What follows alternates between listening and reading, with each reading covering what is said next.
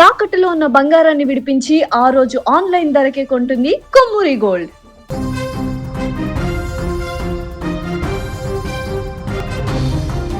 తమిళనాడు ముఖ్యమంత్రిగా విజయ్ దళపతి.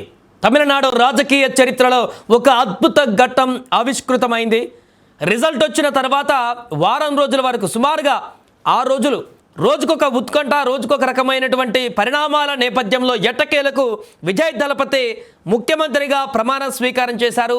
దశాబ్దాల తరబడి సాగుతున్న ద్రవిడ రాజకీయాల ముసుగును తొలగిస్తూ వెండితెర వేల్పు దళపతి విజయ్ ఇప్పుడు ప్రజానేతగా కొత్త అవతారం ఎత్తారు. అభిమానుల గుండెల్లో గూడు కట్టుకున్న నటుడు ఇప్పుడు కోట్ల మంది ప్రజల భవిష్యత్తును తీర్చిదిద్దే ముఖ్యమంత్రిగా బాధ్యతలు చేపట్టారు. అసాధ్యమనుకున్న విజయాలను సుసాధ్యం చేస్తూ తమిళగ వెట్రి కలగం పార్టీ విజయ్ సృష్టించినటువంటి ఈ సంచలనం భారత రాజకీయాలలోనే ఒక మైలురాయిగా నిలిచిపోనుంది. తమిళనాడు అసెంబ్లీ ఎన్నికల ఫలితాలు వెలువరినప్పటి నుంచి రాష్ట్రంలో రోజుకొక ట్విస్టు, ఎత్తులపై పై ఎత్తులు. ఎన్నికల్లో మొత్తం 234 స్థానాలకు గాను టీవీకే 108 స్థానాలు గెలుచుకొని అతిపెద్ద పార్టీగా అవతరించినప్పటికీ ప్రభుత్వ ఏర్పాటుకు అవసరమైన 118 మ్యాజిక్ ఫిగర్ మార్కును అందుకోవడంలో స్వల్పంగా వెనకబడింది. అది కూడా విజయ్ 2 స్థానాల్లో గెలిచారు కాబట్టి ఒకటి రాజీనామా చేస్తే వారికున్న బలం 107కు వచ్చింది. దీంతో గత 5-6 రోజులుగా రాష్ట్రంలో తీవ్రమైనటువంటి రాజకీయ అనిశ్చితి నెలకొంది. అయితే విజయ్ తన రాజకీయ చతురతతో మిత్రపక్షాలను ఏకం చేయడంలో ఇప్పుడు సఫలీకృతుడయ్యాడు. ఎట్టకేలకు నిన్న సాయంత్రానికి ఒక కొలిక్కు వచ్చింది మద్దతుకు సంబంధించి. తొలుత కాంగ్రెస్ పార్టీ తన 5 స్థానాలతో మద్దతు ప్రకటించగా ఆ తర్వాత సిపిఐ, సిపిఎం 2 స్థానాలు వారికి మద్దతును తెలిపాయి. దీంతో టీవీకే కూటమి బలం 116కు చేరింది. ఇక చివరి నిమిషం వరకు సస్పెన్స్ కొనసాగించినటువంటి తిరుమావలన్ నేతృత్వంలోని వీసీకే, ఐయుఎంఎల్ పార్టీలు కూడా శనివారం సాయంత్రం తమ మద్దతు లేఖలను అందజేయడంతో ఇక విజయ్ ముఖ్యమంత్రిగా ప్రమాణ స్వీకారం చేయడానికి మార్గం సుగమమైంది. రాష్ట్రంలో రాజకీయ స్థిరత్వం కోసమే ఈ నిర్ణయం తీసుకున్నట్లు ఆయా పార్టీలు ప్రకటించాయి. విజయ్ 2 స్థానాల నుంచి విజయం సాధించడంతో ఒక స్థానాన్ని వదులుకున్న తర్వాత టీవీకే కూటమి నికర బలం ఇప్పుడు 120కి చేరింది. ఈ సంఖ్యాబలంతో శనివారం రాత్రి రాజ్భవన్లో గవర్నర్ రాజేంద్ర విశ్వనాథ్ ఆర్లేకర్ను కలిసిన విజయ్ ప్రభుత్వ ఏర్పాటును కోరారు. గవర్నర్ ఆయన అభ్యర్థనను నెంబరింగ్ ఉంది కాబట్టి ఆమోదిస్తూ ముఖ్యమంత్రిగా ప్రమాణ స్వీకారానికి ఓకే చెప్పారు. ఈరోజు ఇప్పుడు ఎగ్జాక్ట్గా 10 గంటలకు మొదలైంది ప్రమాణ స్వీకార కార్యక్రమం. చెన్నైలోని జవహర్లాల్ నెహ్రూ ఇండోర్ స్టేడియంలో అశేషమైనటువంటి జనాల మధ్య, అభిమానుల మధ్య, కావలసినటువంటి వారి మధ్య చారిత్రాత్మక ప్రమాణ స్వీకార వేడుక మొదలైపోయింది. నిజానికి కార్యక్రమం మధ్యాహ్నం జరగాల్సి ఉన్నప్పటికీ అక్కడ కొన్ని కారణాల చేత సూచనల మేరకు ఉదయమే ముహూర్తాన్ని ఖరారు చేశారు.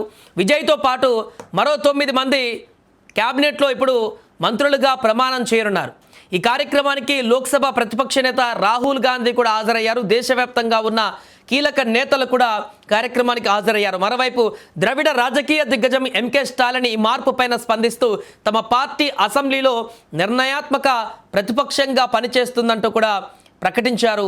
ఇన్నాళ్ళు డిఎంకే, ఏఐడిఎంకేల మధ్య తిరుగుతున్న తమిళ రాజకీయం ఇప్పుడు 3వ శక్తి వైపు మళ్ళింది.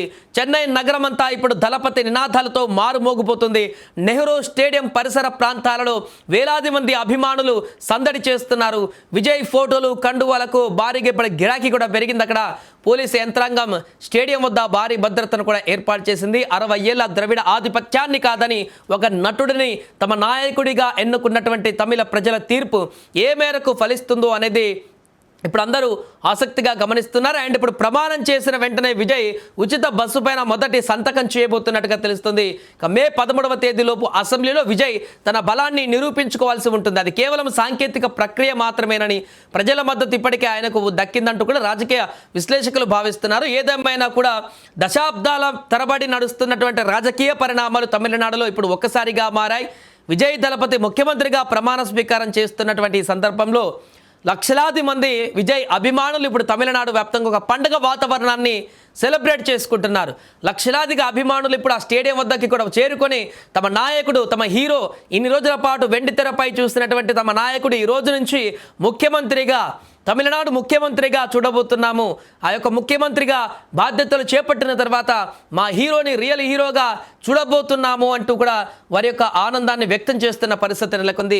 ఇక ఈ తమిళనాడులో మారినటువంటి రాజకీయ పరిణామాలు, ఈ పరిస్థితులు రాబోయే రోజులలో ఎలాంటి పరిణామాలకు దారిస్తాయి, అక్కడ ప్రజలకు ఏ రకమైనటువంటి ఈ కొత్త ప్రభుత్వం, విజయ్ నేతృత్వంలోని ప్రభుత్వం ఎలాంటి నిర్ణయాలు తీసుకోబోతుంది, అంతకుముందు ఎలక్షన్ క్యాంపెయిన్లో ఇచ్చినటువంటి మేనిఫెస్టో హామీలను అన్నిటిని కూడా అమలు చేసేటువంటి పరిస్థితి ఉంటుందా, లేదా కొన్నిటిని అమలు చేసి అన్ని రాజకీయ పార్టీల మాదిరే తను కూడా ఆ రాజకీయ పార్టీలో మాదిరే ముందుకు వెళ్తారా, ఏం జరుగుతుందనేది మాత్రం ఇప్పుడు డిఎంకే, అన్నా డిఎంకే క్షుణ్ణంగా చూసేటువంటి అవకాశం కనిపిస్తుంది. ఏదేమైనా ప్రస్తుతం అక్కడ స్టేడియం వద్ద, నెహ్రూ స్టేడియం వద్ద అయితే కోలాహలమైనటువంటి వాతావరణం, ఒక పండగ వాతావరణం నెలకొంది. విజయ్ అభిమానులు, టీవీకే మద్దతుదారులు అందరూ కూడా అక్కడికి చేరుకొని తమ నాయకుడు ప్రమాణ స్వీకారం చేయబోతున్నటువంటి సందర్భంలో అక్కడికి వచ్చి చాలా సంతోషంగా ఆ కార్యక్రమాన్ని వీక్షిస్తున్నటువంటి సందర్భం ఏర్పడింది. చాలామంది విశేషమైనటువంటి నటులు, త్రిష కూడా అక్కడికి రావడం జరిగింది. మిగతా రాజకీయ సినీ సంబంధించినటువంటి కొంతమంది కూడా ఈ ప్రమాణ స్వీకారానికి రావడం జరిగింది. ఏదేమైనా కూడా సౌత్ ఇండియాలోనే ఒక విశేషమైనటువంటి పరిణామంగా చెప్పుకోవచ్చు ఈ విజయ్ ప్రమాణ స్వీకారం అనేది. అందుకే ఈ యొక్క విజయ్ ప్రమాణ స్వీకారం చేస్తున్నటువంటి అంశం ఇప్పుడు దేశవ్యాప్తంగా కూడా అటెన్షన్ని క్రియేట్ చేసినటువంటి పరిస్థితి ఏర్పడింది. ముఖ్యమంత్రిగా బాధ్యతలు ఈ రోజు నుంచి అఫీషియల్గా చేపడుతున్నారు కాబట్టి మొదటి సంతకం అక్కడ ఉచిత బస్సులు అని చెప్తున్నారు. ఆ తర్వాత ఇంకేం నిర్ణయాలను ప్రకటిస్తారు, అతన్ని గెలిపించినటువంటి ప్రజల కోసం ఒక ముఖ్యమంత్రిగా మొదటి ప్రసంగంలో ఏం చెప్పబోతారు, ఏ విధంగా తను హామీలను అమలు చేయబోతున్నారు, ప్రజలకు ఎలాంటి అష్యూరెన్స్ ఇస్తారు అనేటువంటి విషయాలకు సంబంధించి ముఖ్యమంత్రి బాధ్యతల తర్వాత విజయ్ ప్రజలను ఉద్దేశించి, తమిళనాడు ప్రజలను ఉద్దేశించి ఏం మాట్లాడుతారు అనేది కూడా ఇప్పుడు అక్కడ చర్చనీయాంశంగా మారింది.